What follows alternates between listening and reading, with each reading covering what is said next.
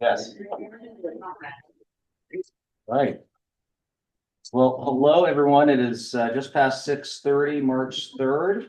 And we are going to be calling a meeting of the select board. It's going to be a joint meeting with the advisory committee. We also have a bylaw committee and a planning board here, to the bylaw review committee. So with that, I'll take a motion to move by Sarah. Seconded. I think we have to do a roll call vote. We do, so Nico. Because Nico is going to, seconded by Mr. Gilmore, and we'll take a roll call vote. You good, Rich? Yes. Ms. Harrison? Yeah, Mr. Gilmore? Aye. Ms. Schlegel? Yes. Dr. Akato? Yes. All right. Let's, right. So I'll say this to start. Forgive me on the process for this. This is very awkward trying to get all these different. So if I screw up on the procedure, forgive me, but we'll let the advisory. All right, we'll take a motion. I'll make a motion to accept the agenda. 1 second. Second. And then can we just do You can do a regular vote because you're all here. right? And baby. I haven't done that in a long time. I know. Okay. The planning board or? No, they don't have a Yeah, quorum. no. They're not quorum. you might have a forum, Stephen, might be Stephen. Is that you? It might be Stephen. I'm sorry, we're looking to see if that's Mr. Pritchard. Let's find out. Stephen, if you should be able to unmute yourself, can you identify if you are Mr. Pritchard? Stephen Moan. Thank you. Thanks, Stephen. Hi. Stephen, I'll leave you muted until we're ready for you, okay? Right. I muted him, but he says okay. Oh, thanks, Steph. All right, so we are going to now proceed going through. I guess we should actually start with articles. Now we have additional non-jerry's here. Article 17 through 23. These are zoning bylaw amendments. Again, purpose of this too is to make sure so folks are informed and know what's kind of happening. Some of these are going to be mostly what I would call, or most of us would consider housekeeping or just not to. But so I guess apparently I'm looking for the Reader's Digest version of these without a full. We don't need a full autopsy. Many of the zoning changes are housekeeping and follow-up from MBTA zoning and ADUs. The planning board has 3 public hearings on 1/8, 1/22, and 2/12 on zoning changes for the 2026 annual town meeting and stormwater general bylaw. In addition to a workshop in December 2025, the planning board began discussing the zoning bylaw changes in July 2025. Discuss some of them 2 other times prior to the workshop. Follow-up discussion occurred on 12/18 after the workshop. So as you can see, we've been talking, this has been in the public for a while. The first article, Article 17, definitions. We're adding a definition of modular dwelling unit and definition of impervious surface.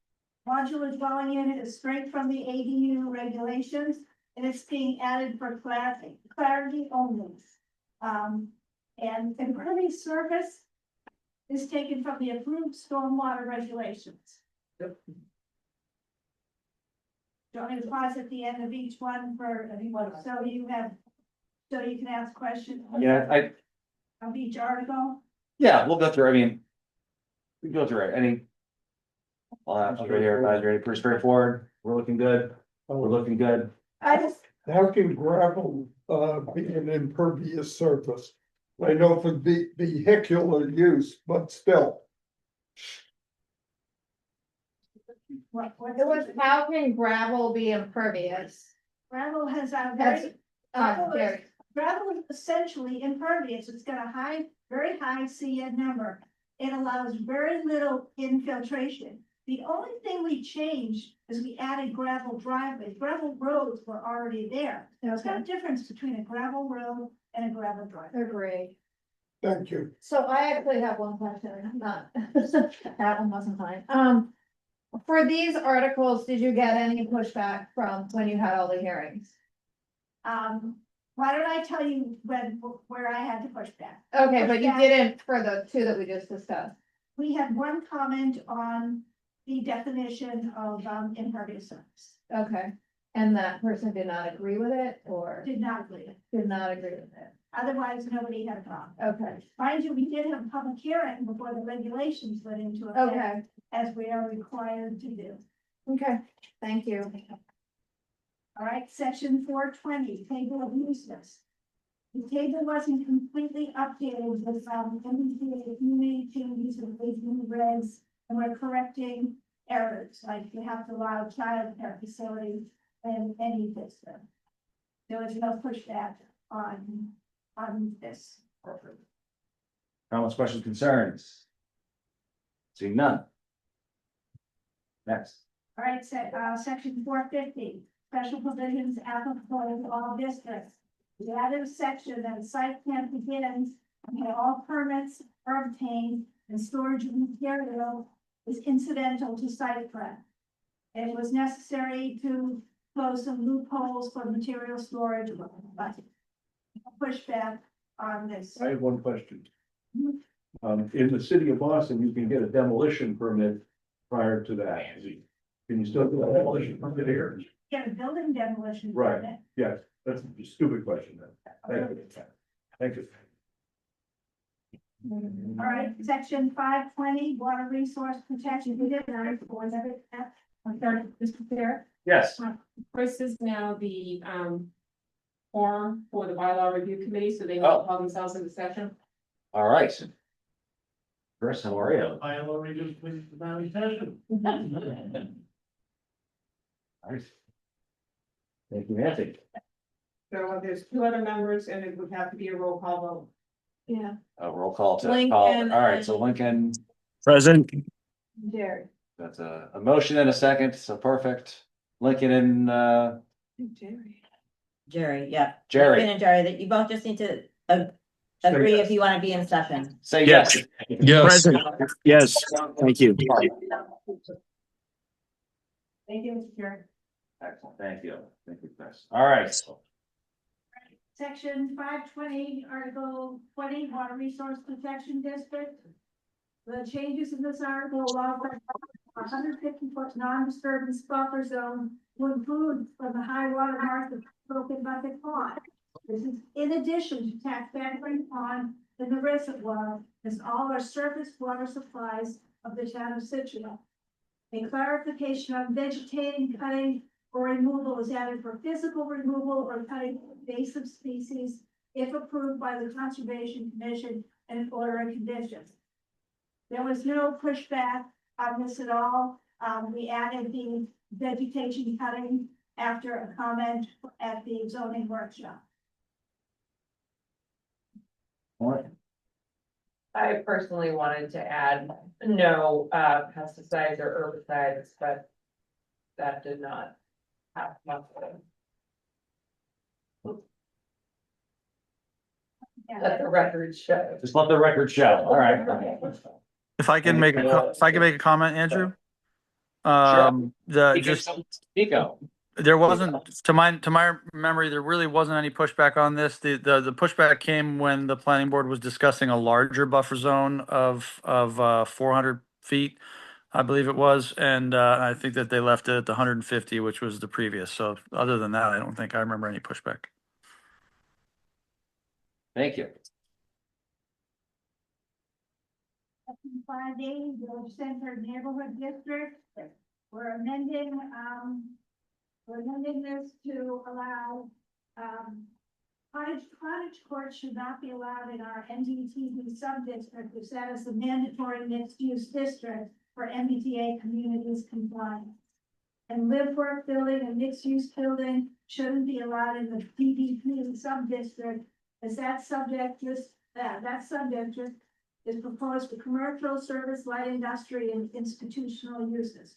That's basically our commercial area, so we want to make sure we have those uses in that area.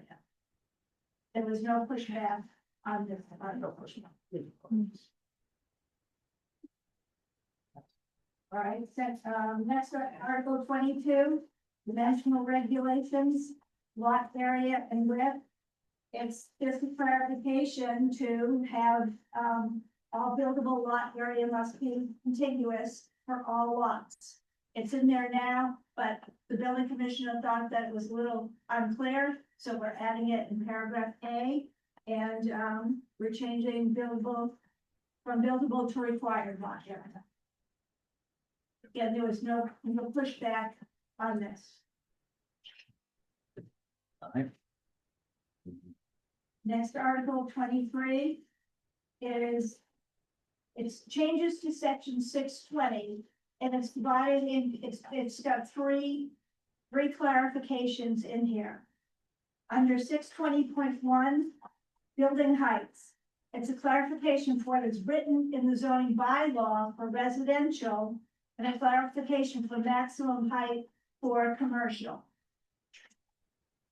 There was no pushback on that. 620. Karen, Quick point of question. clarification. We see in the second paragraph in B district, a maximum height of 45 feet. And below that, we've got B district, a maximum height of 40 feet. What happened?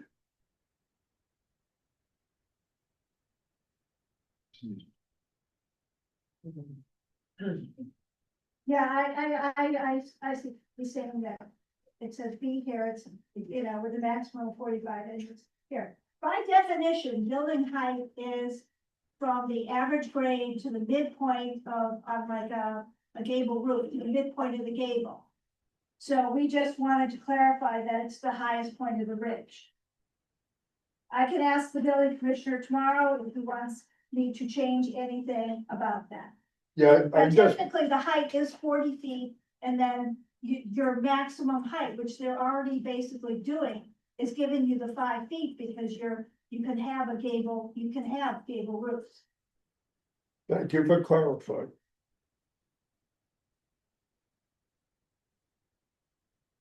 All right, the Good question. next one, section 620.3, setbacks and yard requirements. We're making a change in the rear yard from 8 to 15 feet for 1-story detached buildings. This makes it the same as the side yard. No change in the R3 district, just R1 and R2. There was expressions of support and expressions of non-support for this. May I ask a question? What motivated us to have to change something that's already been written as 8 feet? I think there's a little bit more desire for privacy. In those particular districts which are very close. And it's not changing R3 district, which is outside this district. This is just R1, R2, Right. from 8 to 15. All right. Any other questions, concerns? No? All right. All right, the next one, 620.4, modification and exemptions. We're adding a new subsection dealing with decks and stairs in the setback. Said at grade construction of patios, driveways, walkways, pool decks, and more than 30 inches in height can extend to the property line, provided such development does not increase runoff from the property. Decks over 30 inches, including stairs and balconies, shall not extend into the setback more than 18 inches. Stairs required for egress to meet the building code shall not extend into the setback more than 4 feet. You can repair and rebuild as long as it creates no new nonconformity and can't increase any nonconformity. We made changes and we added a date that it doesn't take effect until April 15th, 2026. This we had pushback on, but we made changes. Somebody said they wanted a sunset, the board put in a sunset provision. People don't like the fact that they couldn't have stairs in the setback. So now we're saying you can have stairs. Basically, your stairs can be 4 feet wide, which is the requirement for the building code. Both the building commissioner and I have had complaints over the years, and so this is done to try to help ensure everybody has privacy. We listen to the people. I mean, they don't like everything we do, but you know, if they asked for a sunset, we looked at it. They asked for, you know, can the stairs be in there? And we looked at it, and the building commissioner and I both agreed that it was reasonable. So we made changes where we thought it was reasonable. The building commissioner and I were both very jointly involved in this. Can I ask? So I attended, one of the meetings and tried to listen to stuff on the other ones, and I know that there was a couple of big issues with the decks and stuff in the district that's like Sand Hills and Humrock, and so, you know, they've always been able to build their decks right up to the property line. It does say in here that it looks like if it's no more than 30 inches above grade, they can still go to the property line. Right. But then the issue came when houses had to be raised for floods. Then the decks can't be within the property line, they have to be a setback, and the stair issue, as I recall, was more that it was going to increase the non-conformity because they would have to build like a turn in the stairs or have more stairs. So if you could just explain how The building is that fixed, commissioner or? basically opined that adding more stairs was not going to increase the nonconformity. If you have a house right now that has a deck, then you can rebuild it if something happens. This is basically for new construction. Okay, but so like a house that is gonna be raised up high can keep their deck right at the If they property have a line deck now, then and they can keep it. stay at the property line if it gets raised. Right. And the stairs, my understanding of the stairs was not that they were gonna continue straight down, that if they had to turn because of building code, you can only have so many stairs going up at once or And that's whatever. why we put, you can have your stairs basically extend 4 feet into the setback. Okay. If I can make a comment on this provision, Andrew? Please. The pushback that I believe we encountered at the meetings and I still question is that, in R1 and R2 districts, this really isn't much of an issue, and the current setbacks usually are, you know, good enough because you're usually dealing with half acre and acre lots, et cetera. But mainly where this becomes a problem is in the R3 district, because you're at 8 foot setbacks. And a lot of times the homes that are being built, you know, need to be built, well, need to is a subjective term, but are being built essentially covering the entire area of the setback allowance. And so if you want to have a, you know, even a deck for your barbecue or something like that, that you're ending up with not enough room to have those decks where previously they were able to be built right up to the lot line. And I've talked to a number of you know, people on the contractor, you know, builder side of things that are representing the homeowners in most of these cases.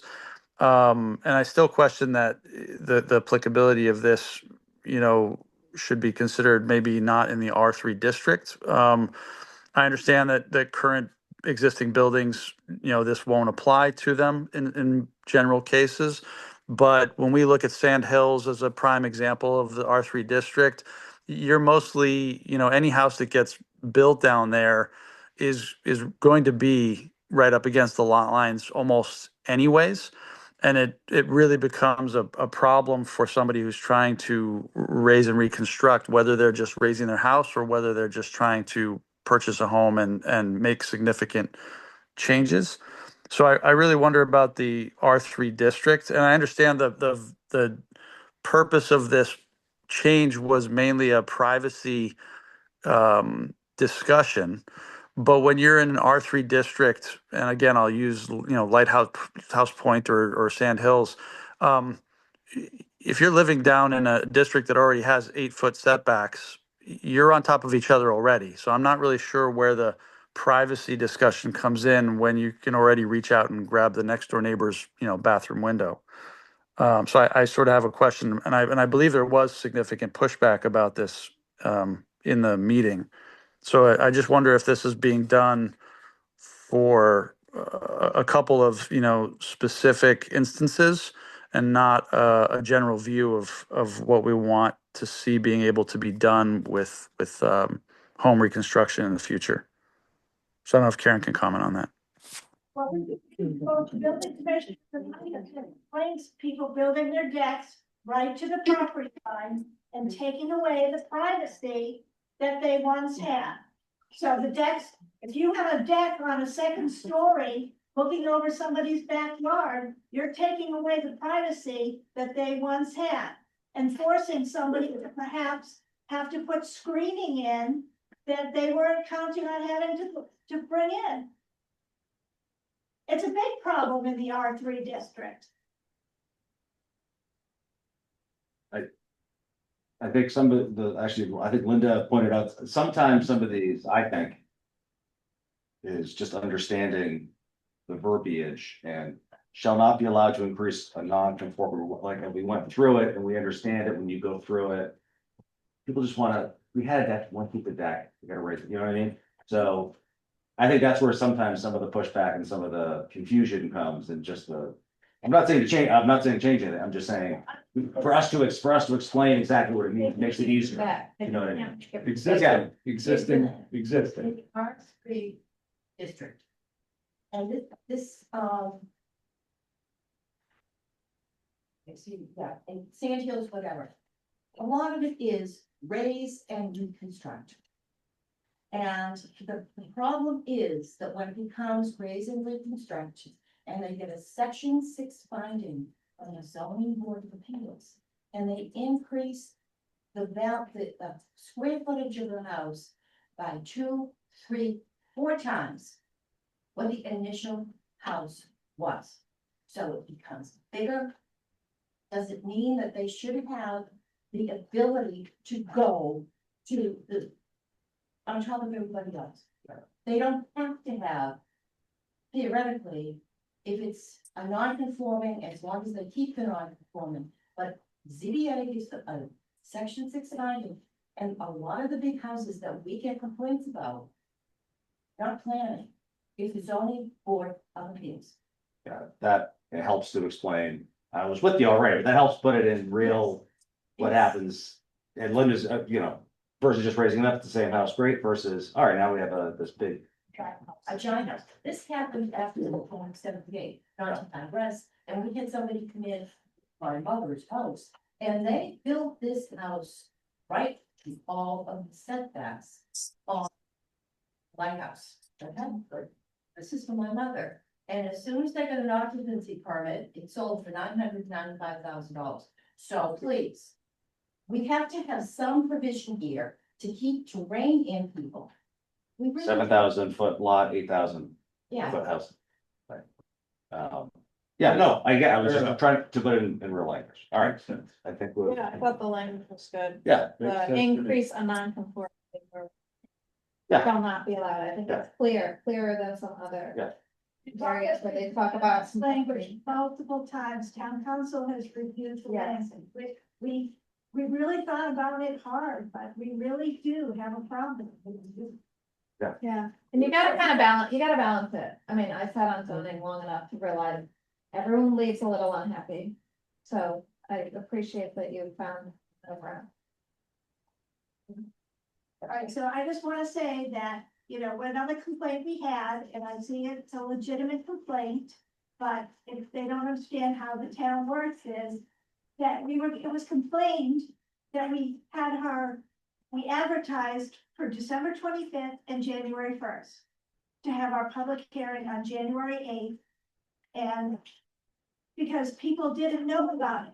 Well, you know, like I said to the person, that if we had to do it sooner, we would have had to have our public hearings in December to comply with the warrant.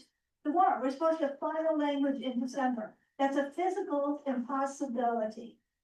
So we have to allow for zoning public hearing and at least one continuance this year and last year. And I think the year before, we read at least two continuances. So it's just a tight process. We try to make it, so we try to close the public hearing earlier, but I'm just commenting, it's a tight process and, you know, we're trying to do the best we can.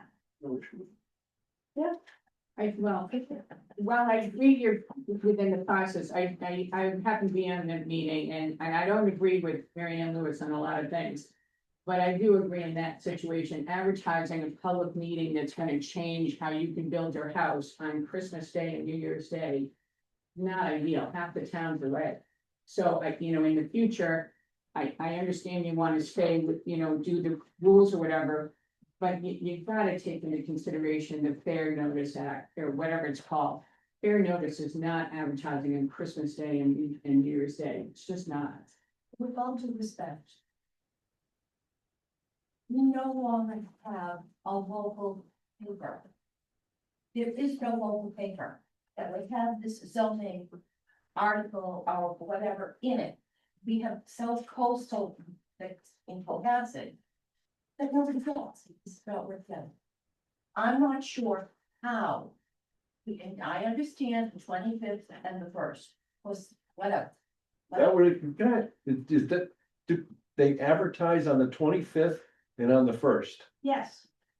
Why? Zoning work, because you have to advertise 2 weeks prior to your public hearing. So could you not have advertised on the 23rd? Well, the and paper on would sell- the 27th? The paper sells once a week.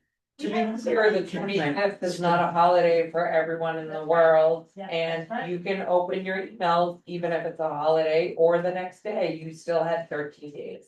We had a zoning workshop in December, and we said what the advertising was gonna be. Yeah. So basically next year, I'll hold off, or the planning board will hold off having a public hearing till the second meeting in January, and everything's gonna run later. That's how we get around that situation. And information was out ahead of time. Information. Yeah, so it's just the actual printing of the paper. It was noticed, it was posted on December 18th. No one's had. They're especially not getting it Christmas week, so it's not in good faith. Mr. Chair, Yes. the question was, is there any reason why the warrant has to be in so early? Why it has to be Yeah. closed so early? Bylaws and charter, Yeah. the deadlines, sorry. All right. Let's go on to problems we can fix. The problems and issues we can fix today. Stormwater. Or help resolve, not fix, help resolve, help mitigate. Hold on, I'm trying to. Stormwater regs were revised October 27th, 2025, after a planning board public hearing, but the town would be in compliance with federal MS4 laws and state law by an agreed upon date with the EPA, December 31st, 2025. Town council planning and our MS4 consultant vested update to update the bylaw to be consistent with the regulations and comply with federal and state requirements, as we don't want the town to be fined. To that end, we had 3 public hearings. Technically, we don't even need a public hearing for general bylaws, but we do it to keep the public informed. Needless to say, not everyone was on board with some of the changes. Some developers, architects, and engineers wanted looser standards for applicability for projects. This is nothing new. In 2016, they wanted looser standards when the bylaw was amended, or the planning board did not change after listening to all the comments. There's memos in the file, from Tony Vignani from Laura Harbaugh. Proposed changes are included for the MS4 and other changes that the planning board feels are necessary as we don't open the bylaw for change frequently as town meeting vote is needed.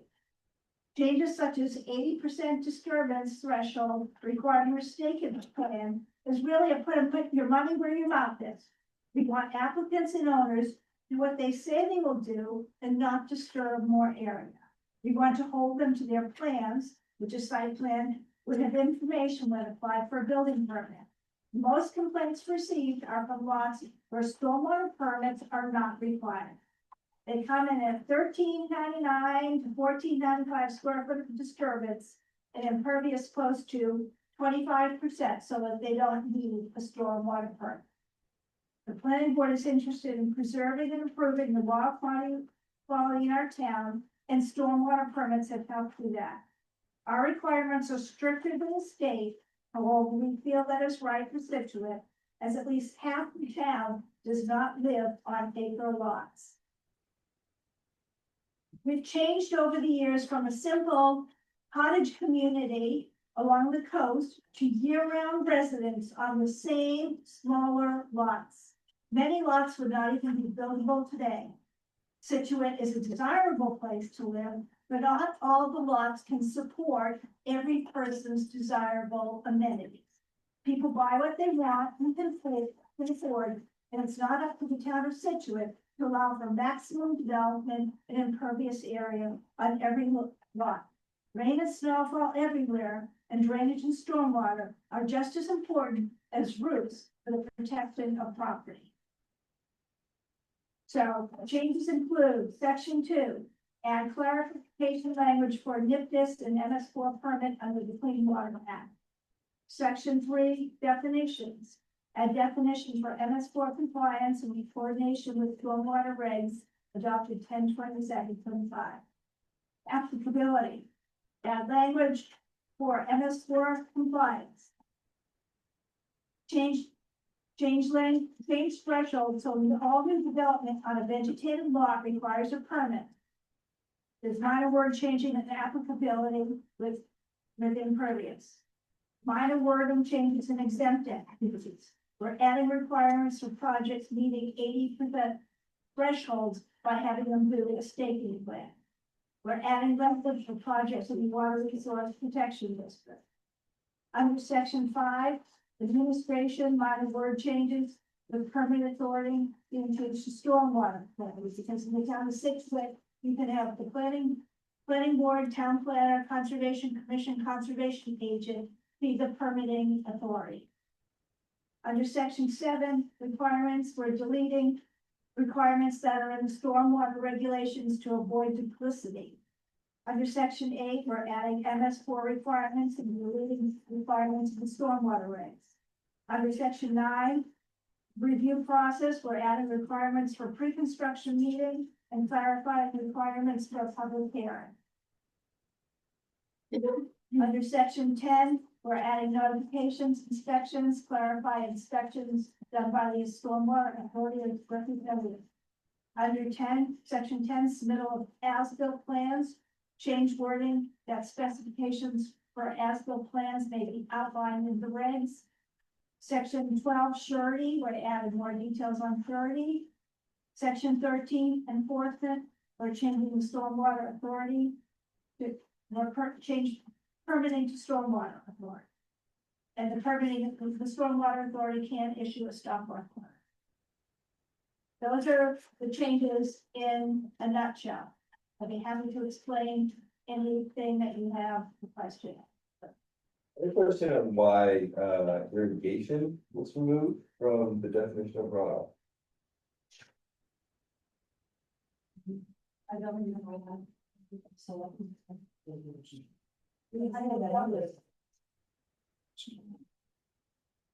The stormwater runoff and runoff are defined and handled separately throughout this document, and under runoff, historically, irrigation has been one of the things included in that definition, but now it's being taken out.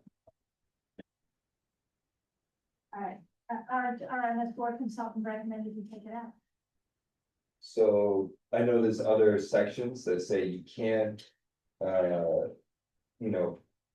build something that's going to increase the amount of runoff in an area. So as someone who often from town sees sprinklers going and just water trickling down into the roads, But you know, we irrigation, can't be wasting water in this town of all towns. So it's strange to me that we're taking that out, and I wonder if we could consider leaving that in. Well, we don't allow any new irrigations, they're already. Yeah, they have to be pre-existing, you can't have new irrigation systems More connected to a well, right? yeah, so unless you're connected to a well. We don't even allow irrigation systems, so maybe that was part of the reason I'm just trying to think, I mean, again, it was part of the.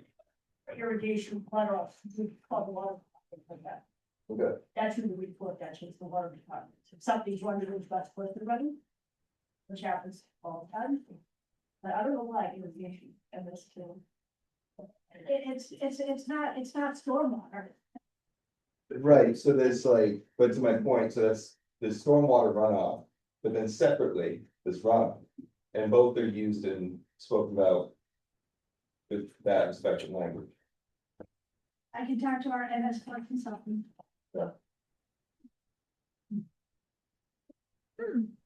You have, Yeah, you were talking about well water not being allowed for irrigation systems, however, it is a. if they're drawing from the same aquifer. Oh, I know. Oh, I know. Pretty right.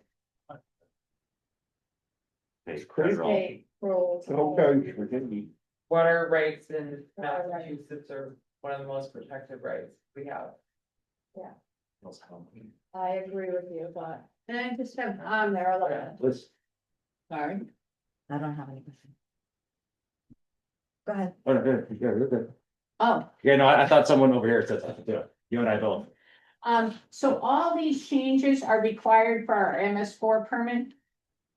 No, I said that they're not all required for MS4 permit. We've added some changes that we thought were important for the town of Situate since we're opening the bylaw. Most of them are required for MS4, but like the staking plan at, 80%, that's not required. And why did you add that? Because it would seem to me that if the whole purpose is that people get to a certain point so they don't trigger a permit, but then you're saying, well, if you're within 80%, you're gonna trigger a permit, so. No, we're not saying you're triggering a permit, we're saying. You're saying you're gonna disturb 80% of your site, okay, or 79%. So, if we're saying you're at 80%, give us the plan to show it that, file it with your building permit, and you gotta hold to it. Too many times we're seeing projects disturb more area than they're allowed to disturb and add more impervious surface. So this is basically, if you say you're gonna. So, but if you violate what you propose, I'm sure the town has some recourse. I guess what I'm saying is like I know you guys are overworked as it is, so like. If a person produces a plan that's at 79%, which doesn't require permits. But you're saying, at 80% still wouldn't require a permit, but now it does. It just requires a staking plan. So, but what can happen is when you go for your C of O, the building commissioner can check it. Did you exceed what you were supposed to do? If you exceeded what you're supposed to do, then you should have to come back and get a permit. Oh, I agree. Okay, maybe I just don't understand how it's written. It seems like you have a threshold, and as long as you're under it, you don't need staking plans, permits, or anything like that. But now you're saying, well, if you reach 80% under it, Because we have so many people in that category. Why make that? Yeah, but that's kind of the point of setting a bar. If people are under the bar, and they're under the bar, you're gonna. You don't always find out about some of these until you get the phone call during a rainstorm. We're flooded out. And you know what? Most of those phone calls are for sites that do not have stormwater permits.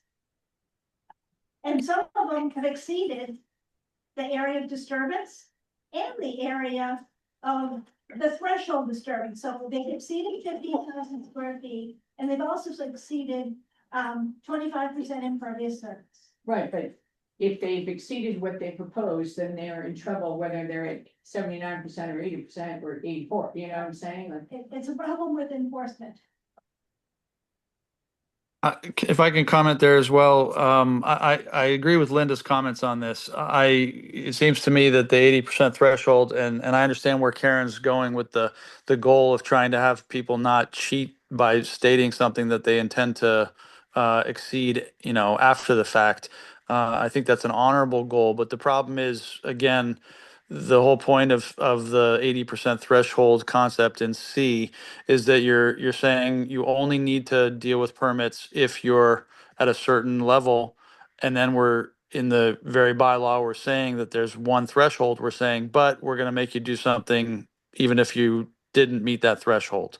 So I really struggle with the 80% threshold marker. If we want to change the 15,000 square foot discussion, or if we want to change the lot sizes, et cetera, then you state that in the plan to begin with. But saying you have a measure and then saying you're also going to include people that are under that measure seems counter to the whole bylaw to begin with.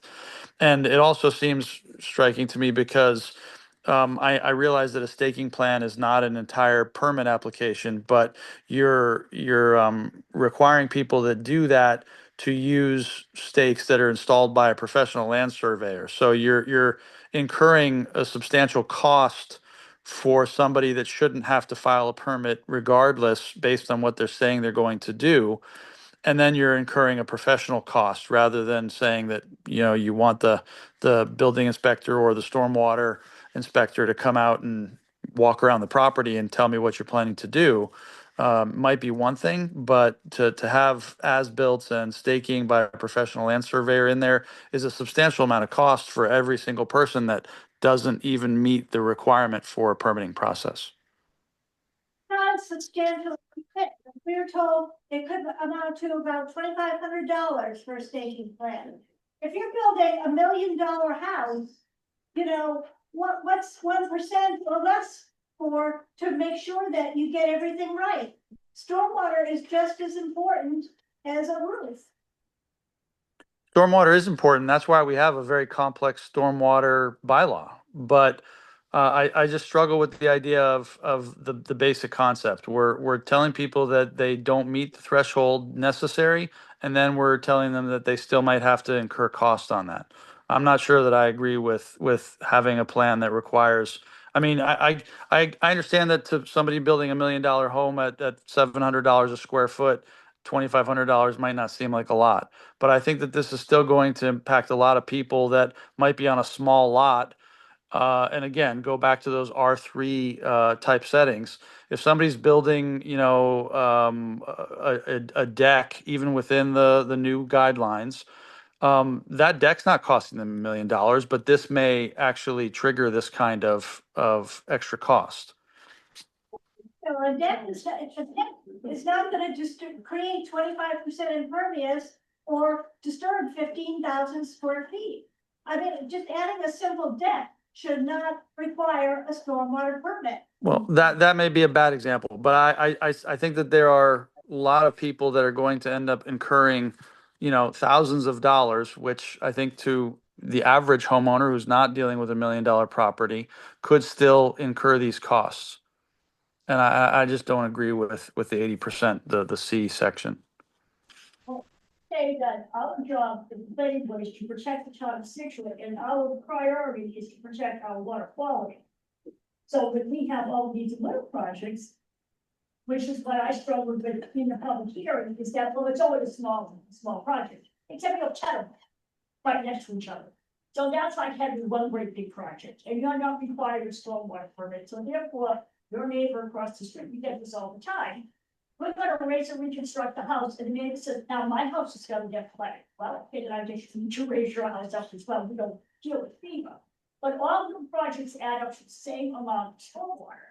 And it is discouraging when you spend a lot of time looking at plans, and then you have a giant rainstorm, and I can give you 2 houses, but not public, which were flooded because a stormwater permit was not required. And it cost those people whose house was flooded a lot of money to fix that. That is not on the person building the house, it's on the person whose house is flooded. I also think that if town meeting or you guys decide that section C should not be in here, it's easily removable. I mean, so, but, you know, it was, planning board wanted to keep it in for that. In this, number one, I should have started, and shame on me for first thanking you for the work.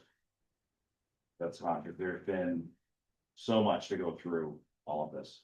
And also, I'd like to remind folks too, that our process and this process, they've been building inspectors since the ancient Romans. This is gonna be imperfect, we're gonna be changing things like this every single year, this is going to be imperfect, and that's okay. Because I think part of it is to get the exactly what Patty was just saying about what's the real goal here. Right, and so we can be helping to, and as you say, getting those right things that are there, you know, for the decks and making sure that we're getting it there. It's gonna be slightly imperfect, I'm okay with it, because I know if the philosophy that we get there. Is there, so I guess my question is, where was this the most pushback from the public, was it someplace else? I'm just curious where, like. Okay, Most pushback from the public was over, the thresholds. the threshold, For, okay, for A2. And they've never liked the thresholds. The threshold has been, you know, just sort of over 15,000 square feet. so just where are we, Each floor. Oh, wait. Four. Oh. Wait, page. Wait, they don't have, Number four. Number 4, applicability. Applicability number 2. Number two. That's always been the most pushback. That was back, the same pushback in 2016 when the bylaw was brought forth, and it's the same pushback now. And the pushback, explain it, if you could, someone could explain to me like, I mean, like the fifth grade. What is it that people don't like? Don't like that it's 15,000 square foot and 25% impervious. 25, okay, They think that it should be greater, you should have greater freedom. got it. Okay, I think too, that they were saying that it was going to adversely impact smaller homes. Rather than bigger homes have, you know, far more Bigger. leeway, so it was gonna impact smaller Or homes. bigger plot. Yeah, I mean, I did an analysis of the stormwater permits, the most stormwater permits of the R3 district. R1 and R3 are about the same. okay, no, it's good, I want to be luminously clear, because it's a tough, as Susan was saying, it's the tough balance of what we're trying to do, so I'm just trying and to. I do wanna Yeah. add to Andrew too, I mean, I would sooner put a fork in my eye than sit on the planning board. I can't, it takes me hours to go through all this stuff, so I truly am so thankful that we have a board that's willing to do that, so I don't want you to think I'm not, you know. So totally appreciative. I understand. It's, you know, well, There's I mean, you sit. a lot. Meeting, I I'm know. telling you, like. It's a whole other world. It's just- No, that's good to know, thank you. How are we on stormwater? You're good, I'm fine. Chris is good, Mhm. okay. I think we're good, stormwater, perfect, Thank you very that was very helpful, thank you. Yeah. Where do your red run, Patty? Oh, I'm getting one. I'll do it first.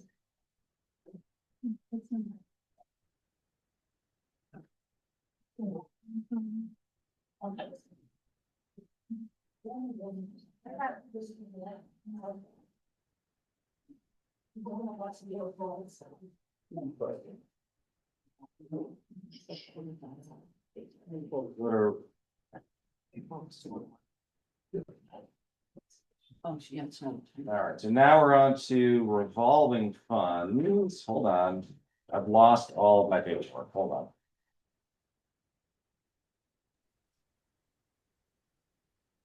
And Andrew, if I can make a note, when we move to sections Right. not requiring bylaw review committee, or if possible, if we could finish those sections requiring, because I know that we just barely have a quorum for vote, and I believe Lincoln has to leave the meeting early, if I remember correctly.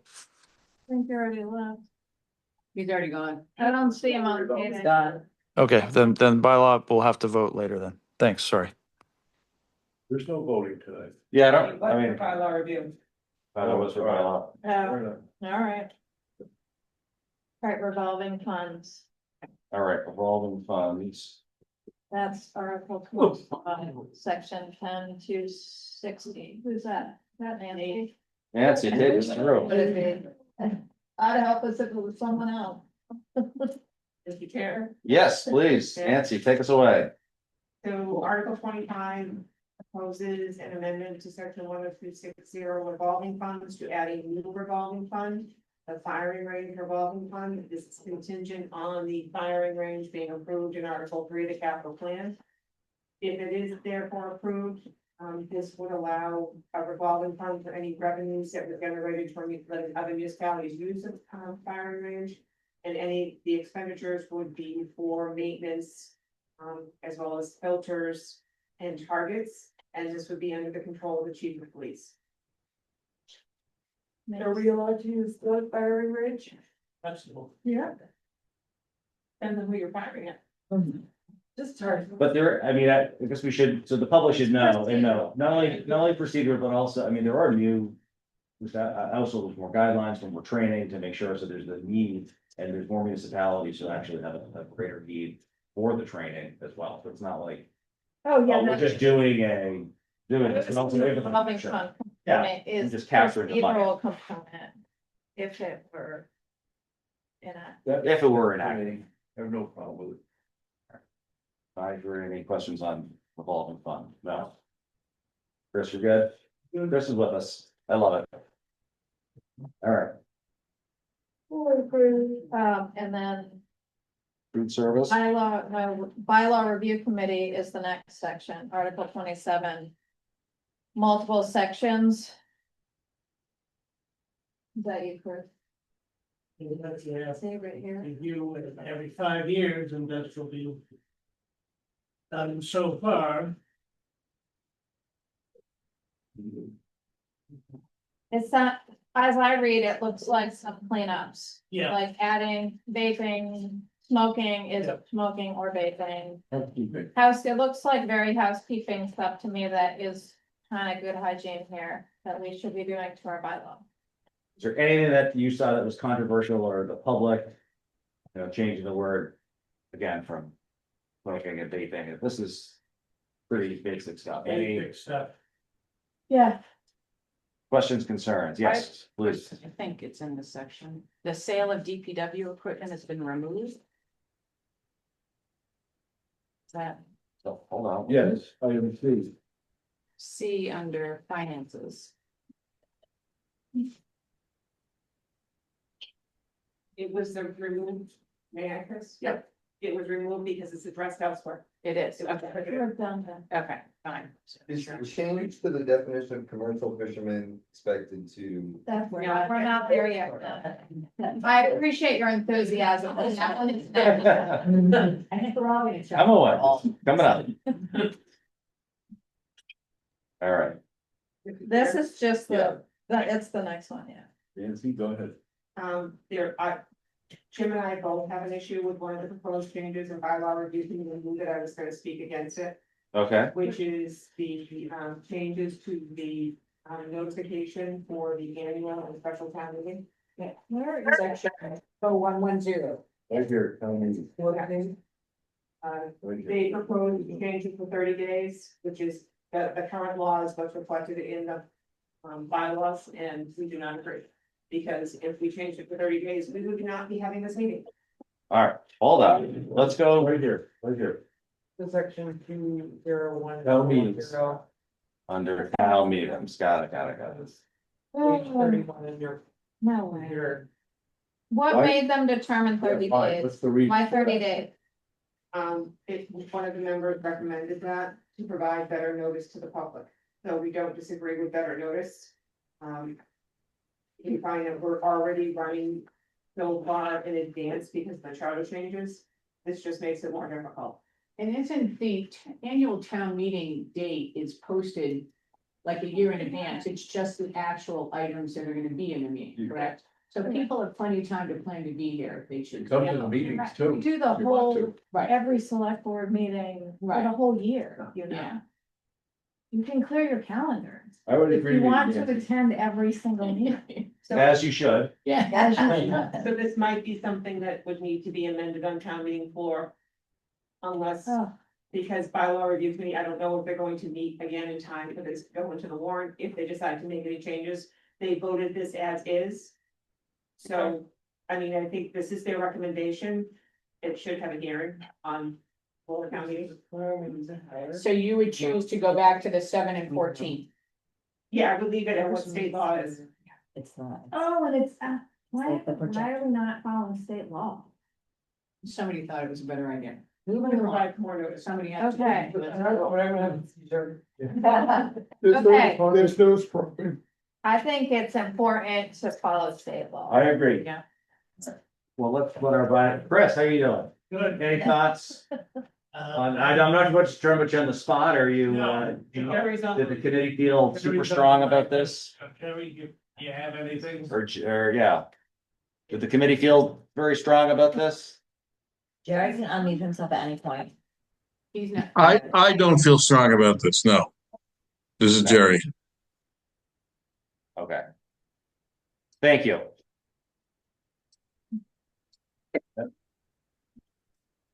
So do you think, Jerry and Chris, do you think you would have another meeting to pull this out of the warrant, so we don't have to have it on the floor and have a big disaster? Keep it set up for 4 hours? I think that would be a great idea, Linda. That's a very recommended. We definitely need to be now. Absolutely, Linda, but I'm unsure of the schedule of one, or actually two meeting, members Okay. right now, so. I would agree with Jerry, I don't have a big issue. Nancy's concerned, Jim's concerned, Okay. if it's amended on town meeting floor, it's amended on town meeting floor. We prefer not to. Right. get it on town floor. We prefer you guys vote to take it out now and change it back out. Right. We don't need a 2-hour section about 7 to 30 days. And it sounds like, I know I'm not gonna vote for it. It sounds like you may not get either committee. Well, regardless, we can't solve that tonight, but we will, Okay. our comments are noted. Sorry, did someone, Jerry or someone, or Nico, someone? No. It was me. I was saying that the challenge with getting another meeting is simply vacation amongst the 4 members right now. So we're trying to see if we can get a meeting possibly on the 9th, but we may not pull it off. Fine. All right, well, we will leave that up to the committee's capable hands. All right. Yeah. So, thank you for All that. right. Now, as. Now we get to talk waterways. Now we get to talk, who is going to You want me to do it? take us through it? I can do it. I'll give a brief background. And we do have the harbor master on, well, we did. He's on. Yeah, Steven's here. the harbor master is on, Zoom as well. So I'll give a brief, there are 2 amendments. There's one citizen's petition. And one is, a select board, / waterways commission suggested changes. And the one that you have, let me give you a little bit of process, as the harbor master and waterways was going through some of our regs and the bylaws, there was, definitions that didn't jive. So we knew we had to make some changes. We had an additional aquaculture, commercial fishermen, we've done that recently in the past years, which we haven't updated the bylaw. So we saw things that we needed to make changes. At the same time, there was a citizen's petition to change the definition of commercial fishermen to include charter boat captains. So that came about, and we had a select board meeting where probably close to 200 people showed up. The room was packed, plus online was packed. And we listened for quite some time on some great comments that we got from the public, specifically business owners that are in the harbor. I mean, like, not like you, Linda, like in the harbor. In the water. In the water, in the harbor. Literally in the harbor. Like in the Floating. harbor. Loading. So we heard a lot of, and we listened to a lot of those folks about businesses and how we could do better. So then Jim and myself, I met with Jim and Stephen, our harbor master, as well as two members of the Waterways Commission. And tried to, based on what we heard at our meeting, how would we modify the definitions? So we drafted something and it then went to our council, who's sitting right down here. Who then whenever you open and look at a bylaw, you see all these other things that aren't right as well. So the meat of it is the definitions, and then there's also some kind of, I'd say, housekeeping things that we're recommending changes. So then I actually met with probably 10 or so commercial fishermen. Freya was there as well, separately, not a public meeting, just a meeting of stakeholders to get their thoughts. And they were they were aligned with the select board, like what we were proposing. We then had two meetings of the Waterways Commission, where we went through this draft that you all have. On the second one, they did vote on the second one, and they did vote to approve. And as I can go through and we can take comment, I can walk through what the changes are, but the meat of it is really the definitions as far as changes. But let me walk through some things that came about as well. Just to start off the top, we are talking about the makeup of for a the. quick second? Oh, yeah, sure. In my 5 years in the board, I've never seen someone work so closely with some of the commercial fishermen down there. I just want Freya and Susan, I just thank you for talking to those folks so many times to go over this. It was awesome to see. So I just wanted to get that out there because it's how much has gone back with some of these folks that are actually down there, what they care about. It's not like this hasn't really been fleshed out. I just think the public needs to know. That Yeah, how it it's- just came up over here, like you spent a lot of time. It was really. Was it voted, Sorry. I mean, technically voted by the fishermen unanimously, or? So they the Waterways Commission, the fishermen did not vote. The Waterways Commission, Has one voting member who is a lobsterman. And 9 other members, one is the harbor master and all the other ones are. Other people who vote. For the record. there's actually, yes, it does have, they do have one commercial voting member. They also have a commercial non-voting member who I actually called today to say, if you voted, what would you have voted? And he said you would vote in favor. So both of the members that are commercial fishermen voted in favor for the entire, all the changes. Go through the changes, please. We can, I will also say the definition section, it was 4 people approved it and 3 voted against it, and they were not commercial fishermen, they were recreational fishermen. And the rest of them were unanimous. Yes, Jerry, I'm also happy to go through, I'm happy to talk to them as well. Susan, thank you for all your hard work on this. In the definition section, a for-hire captain and a commercial fisherman, how are you going to audit the 51% of their gross income is derived from these purposes? That is a great question, and that came up. So these are our bylaws, and then we also have mooring slash waterways, rules and regulations, and that's how you manage the harbor, right? And that's like how you how many days you have to be on a mooring. It's also like how we would have to, so if this passes, we would then have to update that. So the 2 thoughts were an attestation from your accountant saying that it's 51%, or you could submit some sort of tax documents as well. So it would not be an audit, it would be upon getting a mooring, upon getting either a mooring or a slip. It would And be, keeping them mooring? and yes.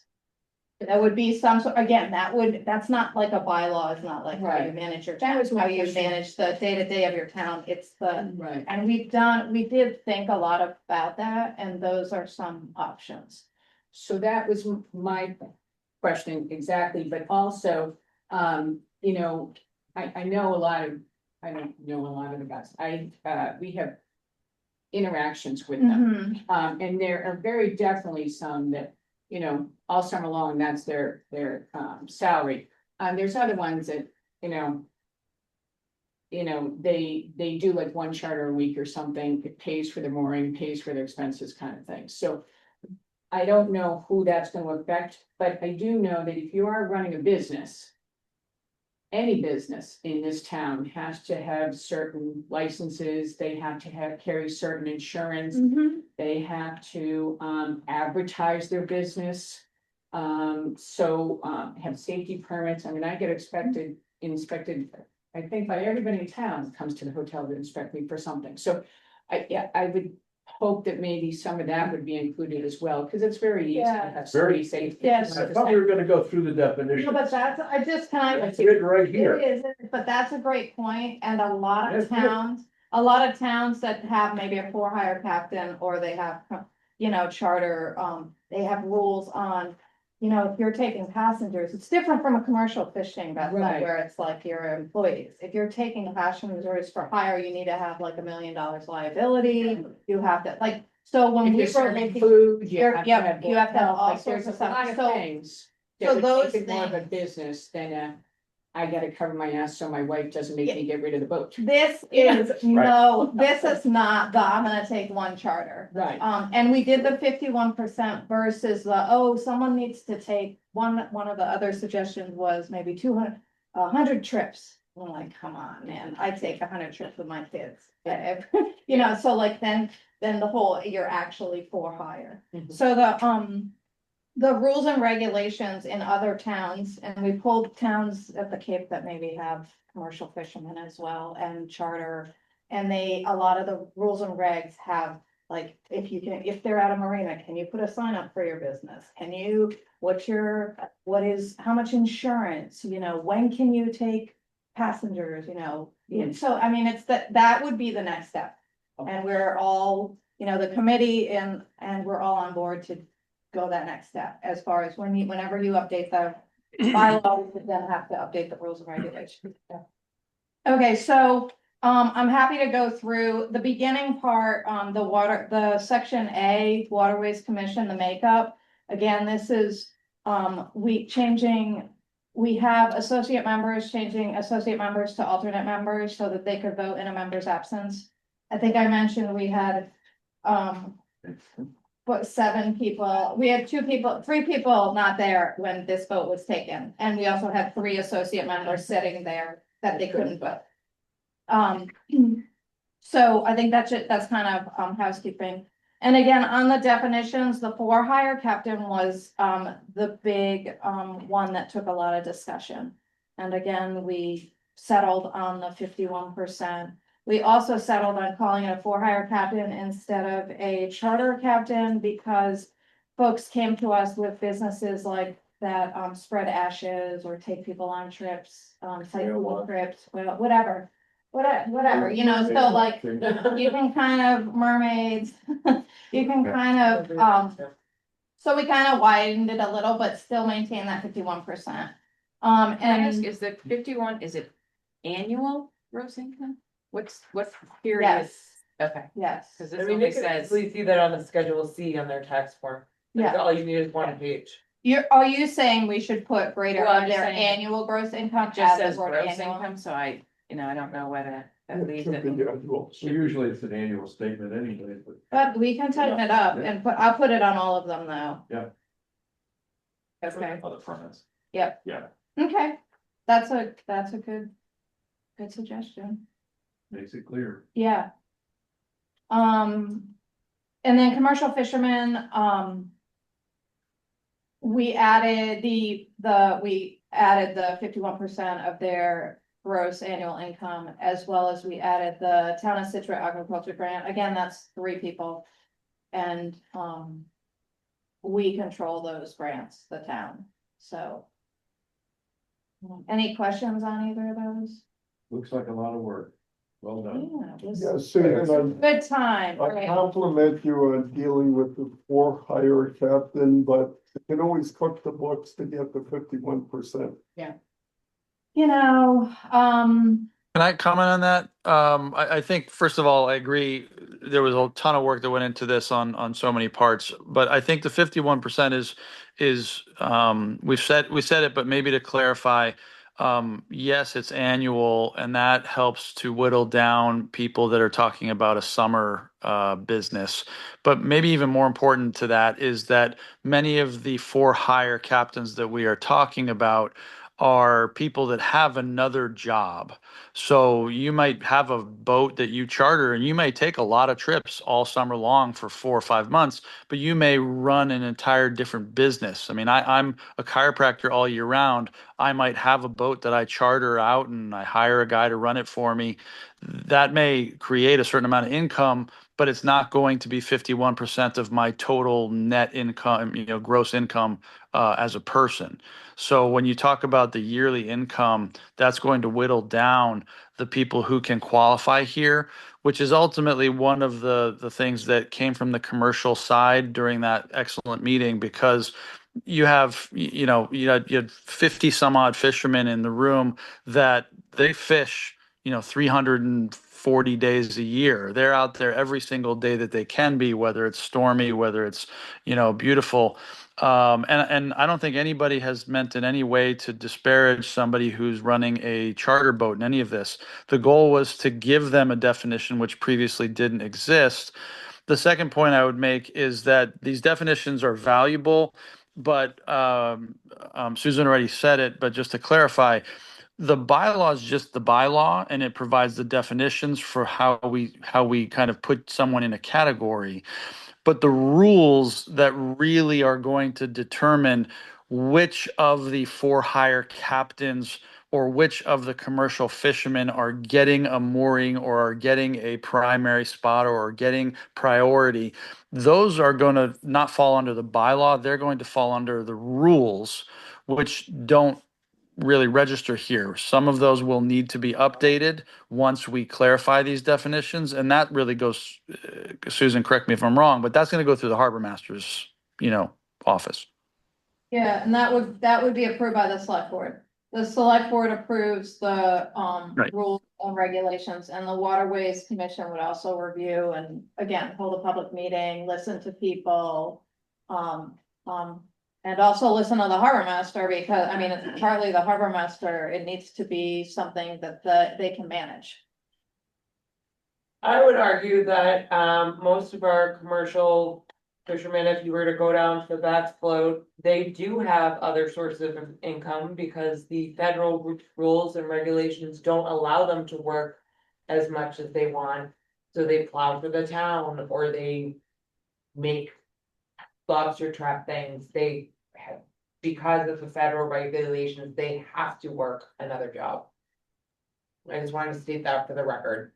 I get Yeah, that. well, I and think they also- also were comfortable when we met with them, they were comfortable with 51 or greater. Well, and I think that commercial fishermen, what I was saying, it's one of these meetings was, I don't see the Miss Emily going out to the spit. The for hire Right. charter boats, Right. a lot of them are Right. also pleasure boats for those owners. So I think that, I'm sure the rules will take into account the kind of boat too. Yeah, and Linda, that's a great point, because every other, like, when you say commercial fisherman, launch service provider, mooring service provider, and towboat, right? Those are like, you can look at the boat and know what kind of boat it is. Yeah. And the, again, and they're not going out to the spit, No. right, to, maybe the launch, but, the versus the for hire captain and the charter boat can be any sort of boat. So we wanted to make sure, that's kind of why we went toward the 51 instead of like, you see the boat, you know the boat. Right. You can't really do that. Yeah, so we did talk through that as well. It's the goal. You kind of know it when you see it. I Oh, mean, yeah, I you said know it. what boat is for commercial, and you know what boat is probably half now. Right, Yeah, you do. And the goal was, Mail it on I think the goal, Susan's correct, the goal was We need to upgrade our bylaws, protect those commercial fishermen, those people who go out, catch fish, bring it back and sell it as their living. While recognizing there's a whole other set of people who work the harbor, work the waterfront, that we have to acknowledge, recognize, and find a place for, because they are also very important to the harbor economy. So how do we prioritize these, but still recognize that there's a whole group of other people that are using our waterfront that need definitions, need access, to provide a lot of economic development, but those people who go to the harbor, well, they fish, they bring the fish back, they sell it. Consumption, as opposed to those people who take me out to fish, which just for the record would never happen, to buy fish. You can buy fish or you don't buy? I can buy fish, I don't have to go catch it. But to somehow balance those two things, and I think, Right. you know, when we first came up with the bylaw, Susan and I sat down, it's huge, we said, okay, some of this is bylaw, the rest of it we gotta back out, and it's gonna be regulations. Yeah. Are we finished? Oh, no, we can, if you have any questions, Well, I've read them all, so I think. the definitions, Yeah, I only some are have clean up. Oh, yeah, sure. Go ahead. on, it's section 3920, the mooring permits. Sure. It says in here somewhere, which I'm failing to see at the moment, but somewhere, that commercial fishermen could have up to 2 moorings. One for their commercial boat and one for a, regular boat. Yeah, so they can, and that's something that was in the bylaw before. No, that's Yeah. fine, I'm just wondering, do they go through this same mooring wait list though, for the second, not their commercial mooring, but their second mooring, if they don't, like, say they don't have one and they have a commercial mooring now, do they go to the wait list just like anybody else, or are they somehow jumping that list? They, Susan, do you want me to take that? Do, please do. Yeah, so they actually can have 2 commercial moorings and 1 recreational mooring. The recreational mooring, they follow the recreational mooring list. The 2 commercial moorings, because different different types of permits for your fishing require different types of boats. You like the Miss Emily,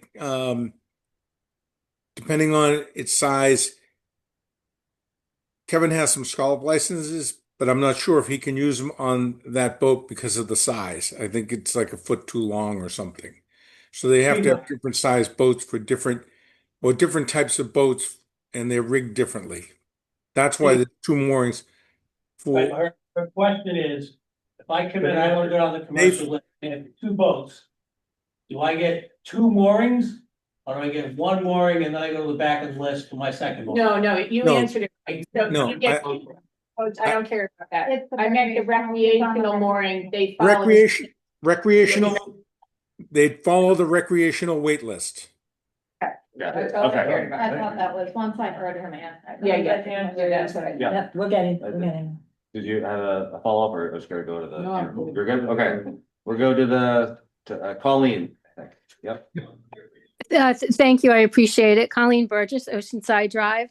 I just wanted to follow up, going back to December and January, when Article 26 was first introduced. It was a cleanup, a housekeeping article, and then came along Article 39, which I believe we haven't spoken about yet.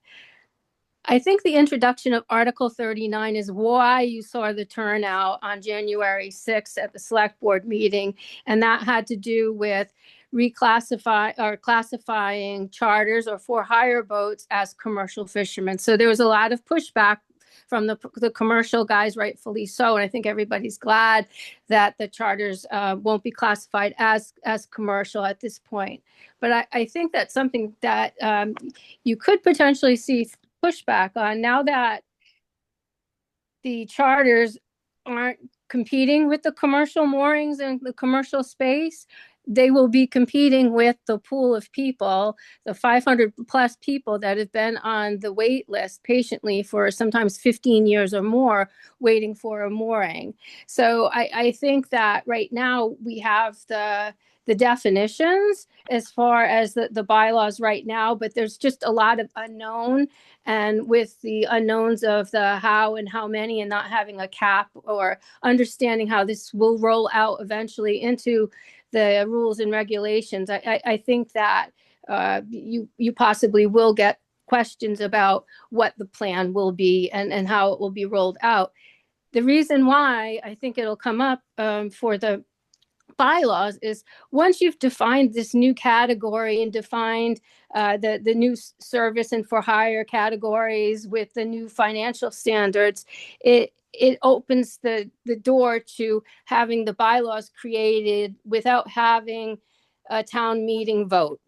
So that's just the conundrum I see, and I didn't know if there was a solution for that other than, I don't know, making an amendment on the floor. I think people are happy with the housekeeping and making sure our shellfish and aquaculture definitions that rules and regulations will now be reflected in the bylaws sort of retrospectively. But I think it's sort of a conundrum as far as moving forward with Article 26 by convoluting so many things that were initially the sentiments of Article 39 are morphed into 26 right now. And it seems to me to be more than just definitions and housekeeping at this point. Just a question real quick, because she brought it up. I thought that commercial fishing moorings, there was a set number. So are we saying that now that any commercial fisherman can get any mooring? I thought commercial moorings were one place and say there was 40, and now these people might be able to get a commercial mooring, but they're not, commercial fishermen are not gonna take over the rest of the mooring. Correct. Yeah, but that's not what I'm trying to express is that now that we have this brand new category of for hire charters, where will those people get the allocation of spots from? Will that be from they'll have to come from somewhere, so won't it dip into the recreational? And if the 600 people on the recreational list show up, I'd just be prepared for some pushback on the floor, that's all. I mean, that's a great point, Colleen. I appreciate your comment. I will say that we did talk a little bit on the Waterways Commission as well as with the harbor master, and as well as we've looked at a lot of other towns that have like for hire captains, and they typically have them in marinas, right? Like they're not they're not moorings, like it's not a business that is really conducive to a mooring. It's not a business that's conducive to a mooring. So I agree. It was just that's how it was initially presented in Article 39 by Kearney. Moorings were first mentioned, and now it seems like it's gone to slips, which is a different story. That doesn't answer my question then. So I was under the assumption that there's, say, 30 moorings in our harbor, they're deemed commercial, and some of them are empty right now, and we might fill them with these people. No. But then once those moorings are full, then commercial fishermen would go on a wait list as well. If this is opening the door to take away from recreational moorings. it's not even saying they would even have a mooring. Okay. It's saying the for hire business. I mean, the for hire business is not conducive to a mooring. You really need to drop people off on a dock. So Yeah, I don't know where. many towns You're have not a gonna see that. commercial area on You're their. not gonna see that in here. That's not what this is. It's up to the harbor master to tell us. But how they that- couldn't pull up to like TK's or something and get people on. But the point is really that again, the difference between a bylaw and a rule that's yet to be determined is that we don't know yet, once this definition is created, whether there will be 4 people or 63 people that claim to qualify as a for hire captain. What we do know is that we wanted to try and clarify that a commercial fisherman, however you want to define it in sort of, layman's terms, is the people with the big boats that are fishing as often as is allowed by federal law. The hire captains are this other category that we would like to make sure have a place in our harbor. Most of them already have a place in our harbor. They're in slips at the different marinas, etc. But we're trying to clarify who they are so that when they come to the harbor master, we can now better measure how the harbor master will create rules that the board of selectmen will approve relative to many things, only one of which is, will they get any moorings? If they do, what are the pickup and drop off qualifications? What are the rules governing all that? And the reality is that once we have this category, it may be very impractical to assign many moorings at all to this category because of those types of realities, like picking up a person who's, paying an excessive amount of money to go on a boat probably doesn't want to go on a rowboat out into the middle of the harbor.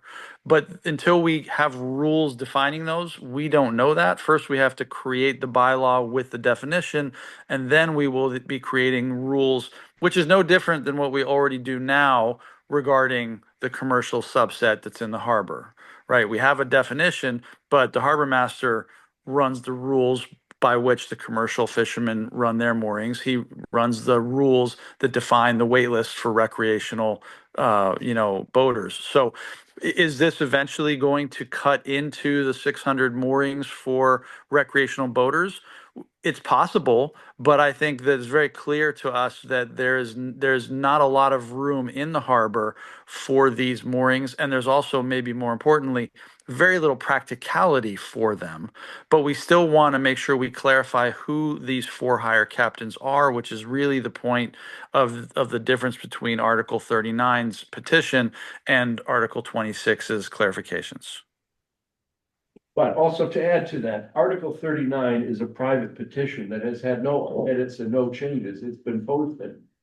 So it's now whether that petitioner sees the new writing in the hard worked documents and definitions of Article 26 and decides to pull the petition, pull his article or not, or amend his article, that's entirely up to that individual. We can't contemplate that here.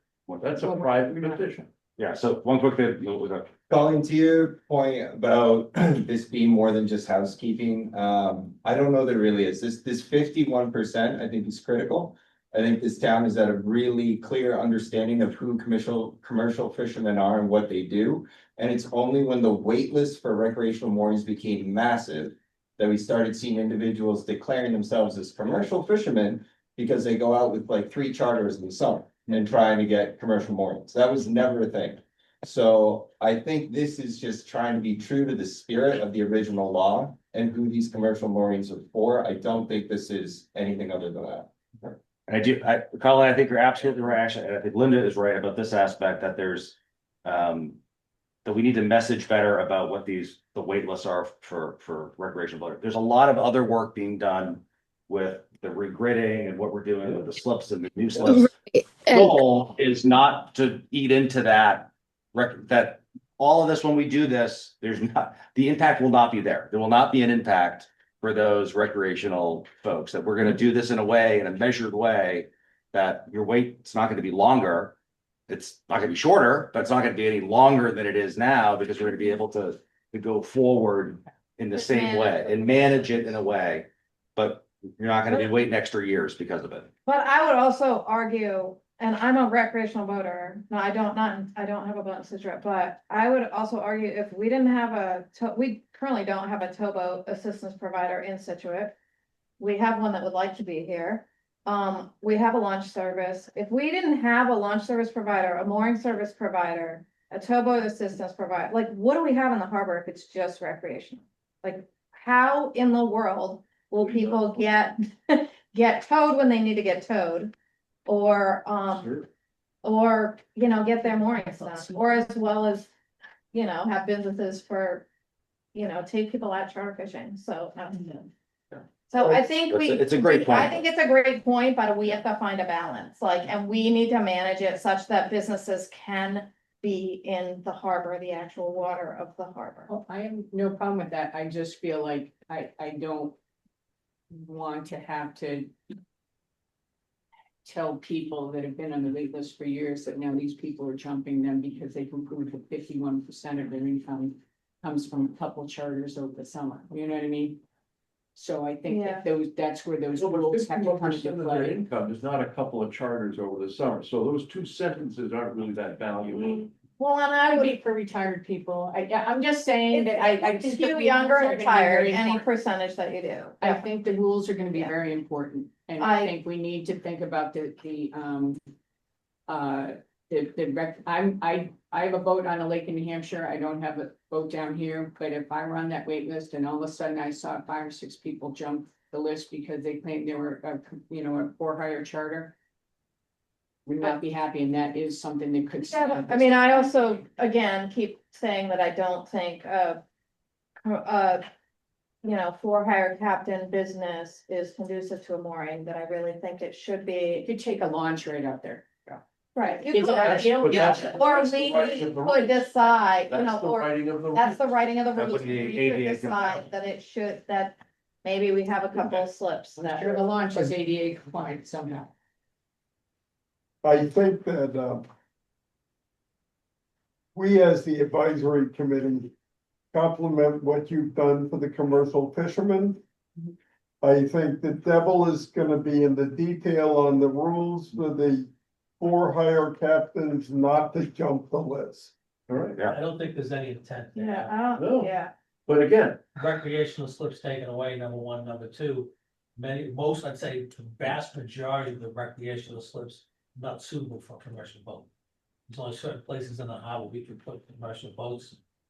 Steve is looking to swap some around, and use some things around to maybe free up some more spots where we can put commercial and move recreation around, but it's not our intent. I don't think you'll see the number of recreational ones go down for this. No. We're trying to prevent people gaming the system. But I would also say, like, people do get more, they do get more. I think the longest wait on the list is that inner harbor where we typically have commercial boats. Because that's where the commercial boats should be, because they're there all year round, they should have the most protected part of the harbor. And Totally Stephen agree. really moves If that, that's yeah. true, what he just said, I'm good. Yeah, all right, well, we will, So can I ask one question? You mentioned waterways voted, yes, some for, some against. they did. Can you explain the against? The against, was specific to how we would implement it. The for-hire captain. Okay. But they didn't give a better option, cause I kept asking like, well, what's a better option? How do we do it? Like, partly everything we do is like imperfections and Well- everything. It doesn't mean we don't do it. Can I just chime in as far as that goes? On the Waterways meeting was the 11th of February, I'm sorry. And I know that there were 3 members that voted no. And one of them had actually hoped to split the article but the motion was already on the table. So he would have been in favor of the new language as far as shellfish and aquaculture, but wanted to keep the for-hire captain separate. And I think that during that meeting, there was also concerned about for the recreational boaters. And that's why I just wanted to raise that tonight. So thank you for letting me do that. I do appreciate the opportunity. Thanks. Yeah, I think I mentioned they split it, and Colleen, thank you, they did split it, so the no was on the definitions, not the rest of it, I'm saying is the cleanup, I'm not saying that, some of the definitions are cleanup, but the rest of it is cleanup. And specifically, as Colleen noted, that it was not related to the commercial, it was related to the for-hire captain.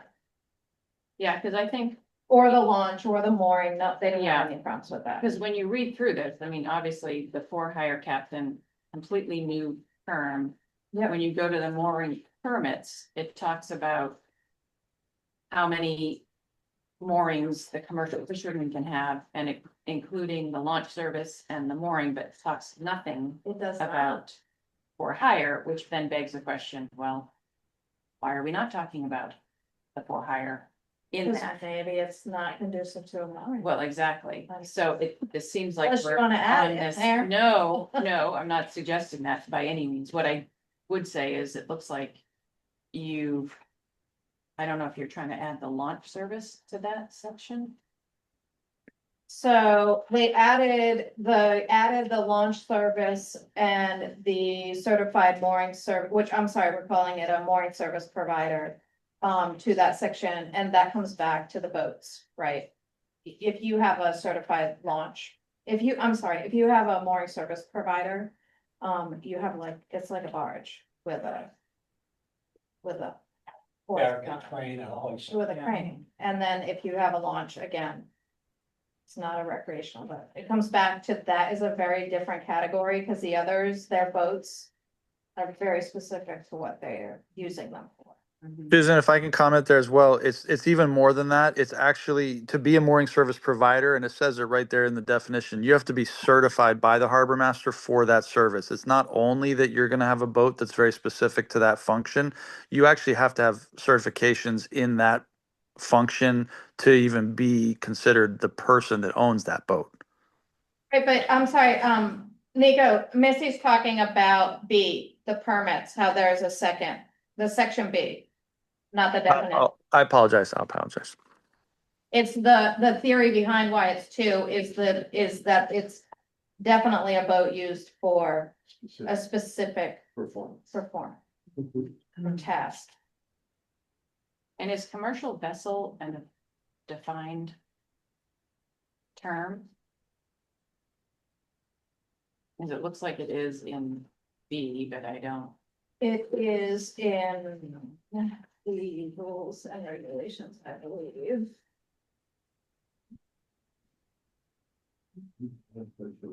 No. I thought it was on the rules and regs. I don't know. But these ones need to be updated. If you couldn't hear it, how? Yes, commercial fishing vessel is defined in our rules and regulations.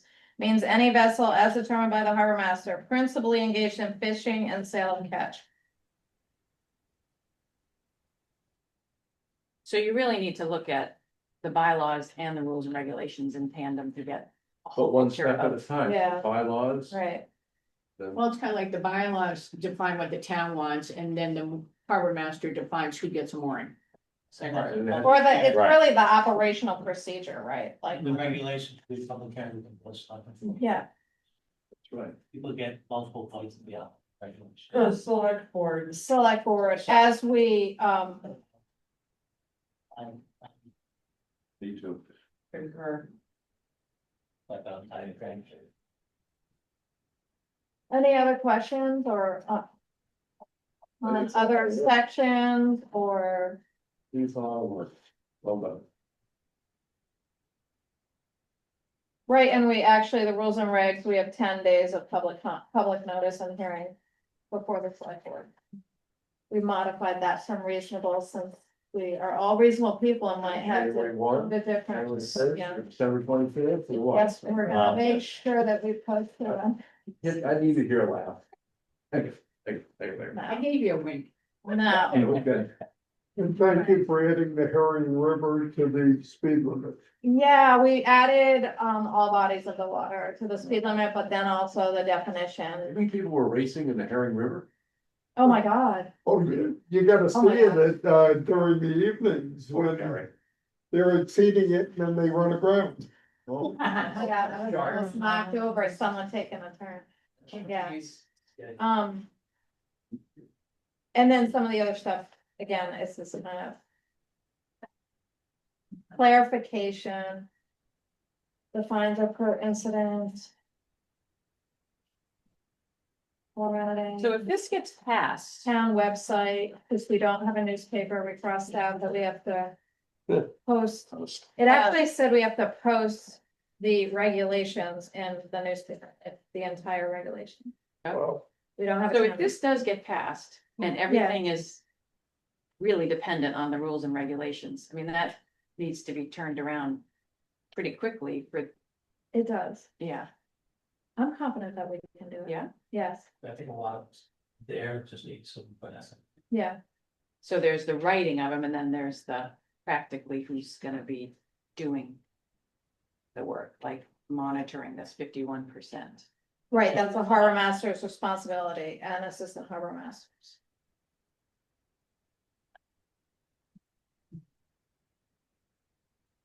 I mean, our mooring rules and regulations are like 15 pages.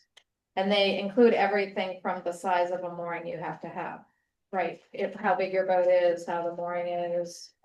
How you stay on a wait list. What you have to do when you get a newly assigned mooring. Annual updates, I mean. But if it's a basis, we would just then take this and leave it in there. But this is what I consider a very, very good problem if we have a lot of commercial vessels or commercial fishermen and a lot of wreck versus someplace where nobody wants to be. Nobody wants to be there. We can't fill. Please come get one of our moorings. We're in a better spot, the fact that we're desirable. So Yeah. we'll figure it out. So I hope we're inundated, to be honest, on all sides. That means we're doing something right. Any other questions or thoughts? Move to the next. 39. What do we need to talk about 39? It's a private petition. Yeah, private petition, just so folks know about it. Yeah. Petitioner wanted to be here. He was aware of this meeting, I'm pretty sure. And now we have, So what, Yeah. what can he do at the meeting if he doesn't? So he can indefinitely postpone the article. Or he can get up and advocate for his article Or and see if we advocate can vote for it. for it. I can propose amendments to it. Or amendments to So it. petition article that cannot be amended by us, by you. The only petition article can be amended on the floor of town meeting. Yeah. So. You have to go as written. But I know you were talking with him. I have talked to him, yes, and I mean, the big issue we had with the definition, besides trying to like. Do acrobatics to make it a commercial fisherman. But the big issue is it's like. Really difficult humanity, right? Like it would open the flood. This would open the floodgates, like literally, I could apply for I applied for this. Like I have a Coast Guard captain's license. I can go get a. Is there any Permit. permit he's gonna? I can apply. I would, so I tried to, when we were drafting these rules. I wanted to not apply. Like, I don't want, like, I want people that are actually doing the commercial activity. So I think he'll probably end up indefinitely postponed. He did come to the waterways meeting, that we had, the first one.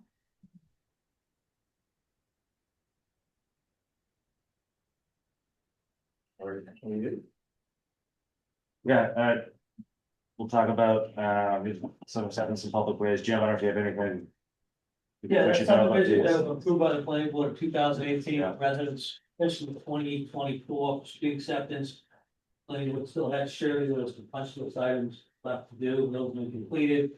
Both the planning board and the street acceptance committee have voted that these are ready and before us for acceptance. Carriageway and Cold Brook. Where's Cold Brook Circle? Right here. Oh, it's attached, okay. Alright, thank you, great, perfect. Is there a reason why we wouldn't accept them?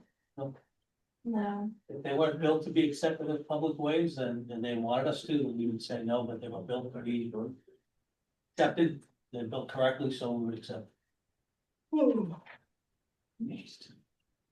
Pretty easy. And then Jim, want to go over this easement? Okay, so I'll go this really quickly, the Russo property, which is behind Lucky Finn, where we used to park the school buses. Developer has come to the town, talking about developing that. Right now, there are between the, what you call the MBTA park right there, on park, next to Dunkin' Donuts.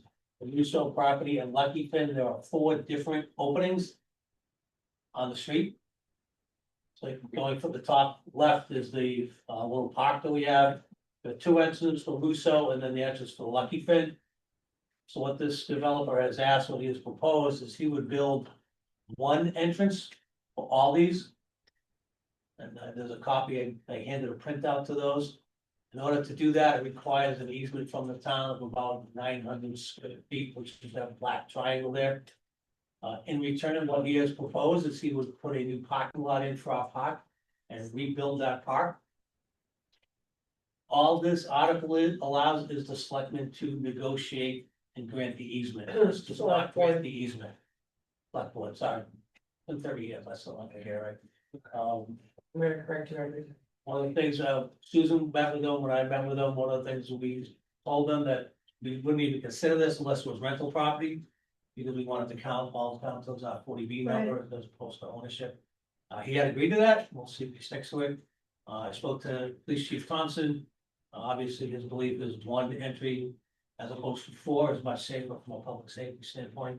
But that will be the details, what are you gonna do for the park, what are you gonna do for the parking, things like that. Does this, Jim, does this also involve the Lucky Finn? Yes. Entrance? Yep. Yep. The gas station? Gas station, Lucky Finn, yep. So how do they do? If I know they're in favor. You sure? Yep. Again, if they're not, we can. Because I mean, I know that when we were building sidewalks and stuff, which now is Greenbush Tacky. Did not want a sidewalk because easy in, easy out is their business. The Egypt Country Store died.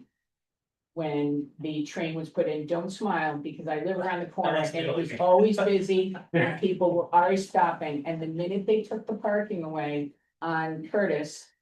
His business died. A lot, and there's other issues too. Well, you're still gonna have parking, I see. Again, But pulling Just in, the pulling access. out is the ease of it. All Right. this is Yeah. allowing us to grant it. If he doesn't meet all the requirements, if the gas station says we're out, he doesn't get the easement. Okay, that's all I care. I don't wanna see a business get hurt because, you know, Correct. we wanna do. No, you know what I that's- mean? Like, That is like a. He has told us Yeah. that Yeah. they are in favor. He's told, As long as they are, and then it I. also meets the requirement for the gas trucks. Because, And what is this, 18, 19 units? And the Right, donut trucks. right? Susan, do you remember, well, that's 40, Dang, right around there, 40 units total. Be great. So we 40 we jumped on board Jerry here. Yeah. Question. Have to be, otherwise we can concern about this. So the easement exhibit that was prepared for Don McGill, he's the developer of this. Okay, I didn't know who Don McGill was. We told him to pay for it. We said, tell us what you're looking at. Show us exactly what you're looking to take. It's just that little triangle. That- Sorry, how many have, we said 40 per acre? 40 beacons. It's like 40 units he's looking to build. No, I believe it's like 18 or 19 acres for the right with the MBTA, whatever, right, yeah. whatever. You get 15 units by right Yeah. per acre in the MBTA district. Did you say what kind of structure? Didn't get into that at this point. This, not only does he have to get the easement from us to get our agreement, he also has to get the planning board approval, he has to get conservation approval, he has to get everybody's approval, so this is a long way from home. But if this doesn't pass, then it changes how he's gonna do it. This is it. This is right next to the rail path. Yeah. Yeah. So the goal is to kind of simplify it over there, involving it again, you can do it by right anyway, so it's just, all right, do you give them a piece of land? Parking lot at the bottom, that you see there, that would be the parking lot for that park. And what's the parking lot on the other side then? That's part of the Lucky Fin, they would free up where the exit is now. They'll be able to park cars in.